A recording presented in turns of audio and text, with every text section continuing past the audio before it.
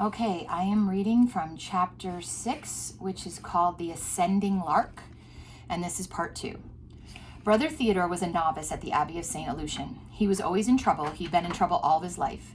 It wasn't really his fault. His father had been telling him to take that look off his face ever since he could remember, but try as he might, he'd never been able to reassemble his features to suit him, and he continually aggravated and disappointed his father in 1,000 other ways too. He was slow and dreamy and inattentive, a forgetter of messages and a bodger of errands. He wanted to join in the games that the other children played, but he couldn't throw straight and he couldn't catch a ball, nor could he run without tripping on his own feet, which were large and clumsy like the rest of him. When he was 7 years old, he went to learn his letters along with the other lads of his village under the tuition of Father Marcus, the parish priest. But he was a poor pupil, never knowing what he had been asked to do, though his work was good enough when he did it. Taken all around, he was a child born to get under the skin of authority and irritate, and whippings and scoldings were his daily fare.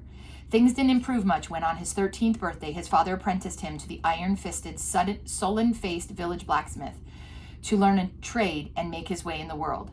From his new master, as from his father and his teacher, he attracted nothing but beatings and derisions, for the blacksmith was a surly and impatient man with neither imagination nor kindness to spare for his gangling and butter-fingered apprentice, whose incompetence was pushed to ridiculous lengths by his fear.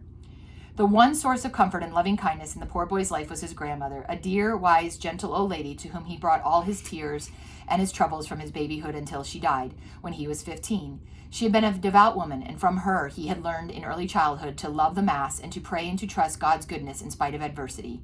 Her death reverberated in shock waves through the loneliness, and having no one else now in whom he could confide, he clung in prayer to Christ crucified and began more and more to long for the monastic life of prayer and service lived to God's glory. Just after his 18th birthday, already world-weary, sad, and sporting a black eye, which was a parting gift from his father, who bitterly resented the waste of the money he had laid out on his son's apprenticeship, the young man entered the community of the Benedictines at St. Lucian's. He came as much in the mood of a man seeking sanctuary as anything else, though there burned somewhere within him a small flame of hope that here, if anywhere, he would find acceptance and brotherhood, a place to belong. His name had rung in his ears like a clap of thunder in the mouths of irate parents and teachers until he was glad to hear the last of it when he made his novitiate vows and with clothes in the habit of the order, and tonsured and given his new name, which was Brother Theodore. He began his new life churning with mixed emotions, lingering grief for his grandmother, a sense of shame at his inability to succeed at anything, all mixed with a passionate longing to serve God well and to be a good monk. But after all his good intentions, here, too, he was always in trouble. Father Matthew avowed that Theodore was the only novice who could slam a door opening it as well as shutting it. He was almost always late for his lessons and sometimes for the office too, however hard he tried to be in the right place at the right time. His habit was stained, torn, and patched, and his hair around the tonsure looked like a crow's nest.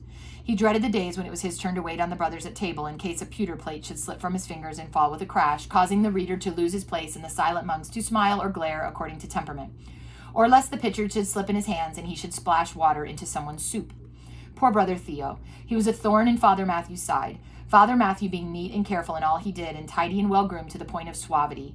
Father Matthew found Theodore exasperating beyond what his patience could endure and berated him daily for his carelessness and clumsiness. He was determined to mold even his uncompromising specimen of a novice into the quiet, unobtrusive, recollected character which the monastic ideal, by exhortation, by penance, and occasionally even by the rod. Theodore saw his hopes of a new beginning turn to ashes in the miserable discovery that even men who had given their whole lives to follow Christ could be irritable, sharp-tongued, and hasty to one like himself. In spite of this sad realization, life was not all misery, for amidst his habitual diet of failure and disgrace, Theo found in the monastery 3 places of refuge, sources of comfort and even of delight. The first was the scriptorium, for here, astonishingly, he proved to have an uncommon talent in the art of manuscript illumination, and a fair hand as a copyist, producing work of elegance and beauty. He also discovered that he was musically gifted and could express in composition the same exquisite harmony and balance that showed in his manuscript work, but was disastrously lacking in all other areas of his life. So his second place of refuge was with the precentor, Brother Gilbert, with whom he spent time working on new settings for the Mass and the Psalms and Canticles, harmonizing his clear and pleasant tenor with Brother Gilbert's baritone. Brother Gilbert treated him with friendship and respect well deserved too, and for this Theodore was grateful indeed. His family was one where there was neither interest nor pleasure in music or art, and these subjects were a new experience for him. Brother Gilbert and Brother Clement, who oversaw the library and scriptorium, noticed with interest that as Theodore was able to forget himself, his self-conscious, and lose himself in the creative work he loved, so his clumsiness dropped away from him, and with ink and brush and pen and parchment he was deft and precise in all he did. They made no comment, but being artists themselves they understood, as Father Matthew did not, Brother Theodore's temperament. Theo's third bolt hole was the abbot lodging, for he was often required by Father Peregrine to copy borrowed manuscripts for the abbey library, or to write at Peregrine's dictation now that his own hands served no longer for more than writing brief letters of an informal nature. It was a relief to find in Father Peregrine someone more clumsy even than himself, and even more likely than he to spill food on his way to his mouth, or send a stream of ale shooting over the edge of a mug instead of safely into the middle of it. Neither did Father Peregrine glare at him or wither him with icy sarcasm when the door handle slipped out of his nerveless fingers and the door crashed shut behind him. On the contrary, he treated him with unfailing gentleness and courtesy, and Brother Theodore found himself more relaxed and less clumsy as a consequence in Father Peregrine's company than with anyone else. It had been some while now since Brother Theo had had the opportunity to do any copying or illuminating or to make any music. It was the time for the hay harvest, and all able-bodied brothers who could possibly be spared from the usual work had been helping with the harvest, from the reaping until it was safely gathered and stacked, the barns filled against the lean months of winter. It had been a good year, with a warm, wet spring and dry, breezy weather for the time of the harvest, so the whole community had sweated to get the hay in before the weather should break. The harvest was in now, and none too soon, for the heavy, stifling heat threatened thunder and rain. With the barns full, the daily routine could be resumed. On the last day of the harvest, the brothers gathered in the community room after supper, weary and happy to relax for an hour before compline. Father Chad leaned back against the wall with a comfortable sigh, Father Chad leaned back against the wall with a comfortable sigh, stretching his legs out before him. "Your novices will welcome a day's rest after the work they've put in this week, brother," he remarked peacefully to Father Matthew, who sat beside him on the bench. "Rest," said Father Matthew in surprise. "No, we shall be back to work as usual tomorrow. The lot I have at the moment are so slow with their Greek, we could ill afford the week we've lost." Father Chad looked at him in disbelief. "Matthew, you're jesting. They always have a day off after the harvest." "Well, that is to say, when I was in the novitiate under Father Lucanus, we did." There was a slightly chilly pause. "That possibly accounts for your difficulties with New Testament Greek, Father Prior," said Father Matthew with calm disdain. Father Chad, chastened and unable to deny his deficiency, had no more to say. The weary young men were back to work at 6:30 on the following morning, with barely time beforehand to swallow their dry bread and water on which they broke their fast after the first Mass. Having kept them at their study of Greek for the better part of the morning, Father Matthew rather grudgingly gave them 3/4 of an hour that remained after the community chapter meeting and before the midday office of Sext for their own private reading and meditation. Brother Theodore went up to his cell armed with a copy of Boethius's De Trinitate, I do not speak Latin, and the Dialogues of St. Gregory. It was warm, almost hot in his cell on this lazy summer day, and Theo could scarcely keep his eyes open as he read, his body still pleasantly aching and fatigued from the week's labor in the fields. In the end, he laid his head on his arms. "I'll just close my eyes for 1 minute," he said to himself, and slept as he sat, deep, satisfying sleep. He awoke with a start and listened. How long had he been sleeping? There was not a sound, nobody about. He dashed down the stairs to the chapel, paused wearily outside the door, and listened. They were already singing the Kyrie eleison. That meant the office was almost finished. He groaned inwardly. If he went in now, he would have to stand by himself in the place of disgrace reserved for latecomers for the 3rd time this week. Then would follow a cutting rebuke from Father Matthew, and kneeling to confess his fault before the abbot to be given yet another penance. Theodore's courage failed him. Already this week he'd been in trouble for breaking a mug, for coming late to the office and to instruction, for knocking over a stool with a terrible crash, and for singing during the great silence after compline. He hadn't even realized he was singing. A new tune for the Magnificat was forming in his head, and he had sung softly without realizing it as the phrases came together. Father Matthew, overhearing, had hissed in his ear, "For shame, Brother Theodore," and scowled at him frostily. He had been loaded with rebukes and penances and admonition until he was weary of life and of himself. He turned away from the chapel door and plodded back up to his cell, where he sat down on his bed and stared gloomily at the crucifix on the wall, wondering what to do next. "Lord have mercy," he said wistfully, and then, "Oh, God," and sighed and waited. Before long, the office was ended, and he could hear the distant sounds of the brothers making their way to the refectory for the midday meal. Should he go down and slip in among them and hope that Father Matthew had not noticed his absence in the chapel? Not a chance. Better to go now to the scriptorium and begin his afternoon work and hope to avoid Father Matthew altogether, at least until the evening. So Theo went to the scriptorium, sat down in his study alcove, and looked at the page from the Book of Hours he was illuminating. He began to feel more cheerful at once, and was soon absorbed in his work, lost in a concentration, until the bell sounded for none and the afternoon office. As soon as he heard the bell, he laid his work aside, determined for once to be on time, and bounded down the stairs to collide forcibly with Father Matthew at the foot of them, nearly knocking the wind out of the novice master's body. Father Matthew looked at him with the expression of a man using extreme self-control. Brother Theodore began miserably to apologize, but Father Matthew cut him short. You were not in your place at the midday meal, brother, nor were you present in the office. Have you any explanation? Oh, God, thought Theodore, now what? Then it was though all of a sudden something snapped inside him, and he heard himself saying, Father Abbot needed me to do some copying work for him, Father. And he detained you through the office and midday meal? Asked Father Matthew in surprise. Yes, Father.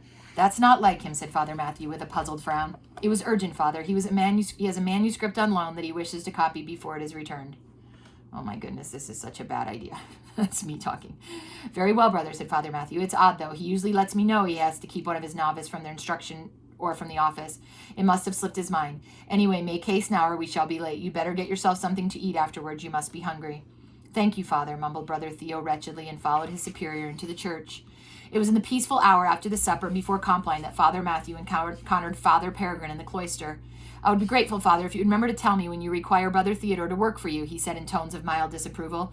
He has already been in trouble almost continually this month, and I am having to watch him strictly. Today he was missing from both the midday office and the midday meal, but when I took him to task over it, I find he was detained by yourself. Father, it is difficult enough to try to teach him discipline. If I don't know where he is, it becomes impossible.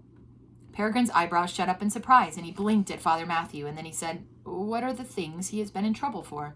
Father, the list is endless. He is careless, he is clumsy, he's late, he's noisy, he breaks things, he loses things. His behavior is undisciplined in the extreme. Why, last night I caught him singing during the great silence. Singing, you say, said Father Peregrine. I would have thought he had precious little to sing about. Exactly so, Father. I've done all I can. He has been rebuked. He has been given penance. I've admonished him repeatedly. I have even resorted to the scourge. Yes, I can imagine, said Father Peregrine thoughtfully, and it makes more difficult for you when you don't know what he's up to or where he is. Of course. I am too often thoughtless and forgetful. I ask your pardon. I have some work outstanding that I needed for him in the morning. Perhaps you would send him to me. Of course, Father, said Father Matthew, and their conversation ended there. In the morning, Brother Theo, by great effort, managed to be in the right place at the right time, doing the right thing, and arrived for the morning novitiate instruction, feeling cautiously optimistic, to be greeted by Father Matthew, saying frigidly, Father Abbot requires you this morning, Brother Theodore. You are excused from your lessons. Theodore's mouth went dry as he received the summons, and his heart thumped as he trailed across the cloister to the abbot's house. Did Father Peregrine know? He could not tell from the way Father Matthew had spoken. It was very possible that the novice master would mention his absence from office at the midday meal, and then, of course, Father Peregrine would have exposed his lie. Reluctantly, Theo raised his hand and knocked at Peregrine's door, which stood ajar. Enter, called a cheerful voice from within, and Theodore entered and forced himself to look his abbot in the face. Good day, brother, said Peregrine with a friendly smile. I expect Father Matthew told you I have some illumination work I need done. It is only a text for Master Goodwin from the village. He wants it for his daughter as a present for her child's baptism. Theodore stared at him dizzily, with relief. He didn't know. By some miracle, Father Matthew had not asked him about yesterday. With luck, he would never find out, and Theo would be safe. Yes, of course, Father, he said, and walked to the scribe's desk in the corner by the window where parchment and inks, brushes, and pens lay ready for him. Father Peregrine stood by his own table, selecting a book from a pile that lay there. What is the text? Father, said Theodore. The text, said Peregrine absently. Oh, it's from the book of Proverbs, chapter 12 and verse 22. And then he recited that in Latin, of which I'm not even going to try. In Latin, the Lord detests lying lips, translated Theo slowly, but he delights in men who are truthful. He stood and looked at Father Peregrine, but he was busy with his pile of books, his back turned to him. Did he know? It's a very strange verse to choose for a child's baptismal greeting. Theodore felt that familiar, horrible sinking feeling in the pit of his stomach. What now? She just write out the text and say nothing? Could he sit here all morning carefully writing and illuminating such words without owning up to his own lie? Father Peregrine turned and looked at him inquiringly. Is something the matter, brother? Did he know? Theodore couldn't tell. He loved this man who had always treated him so gently and so courteously, and the thought of losing his respect was unbearable. To be clumsy and careless was bad enough in a monk, but to be a liar was despicable. But if he knew and Theodore said nothing, he would be in even deeper disgrace, and if he didn't know and Theodore told him. And if he didn't know, did not God know anyway? And what was the point in trying to please men when you had done the thing God detested and told a lie? Please stop. I can't find Owen. Pardon? I don't know where Owen is. He never told me where he's going. Okay. Could you go look outside? I'm sure he's out. For a long time. Okay. So, unfortunately, I'm going to have to stop part 2 at a very early section.